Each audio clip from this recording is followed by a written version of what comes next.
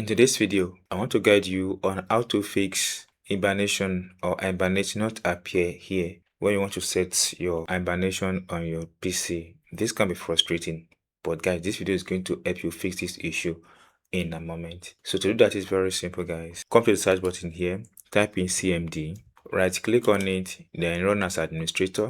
Type yes. Once it comes out, you have something like this. Then I've prepared this.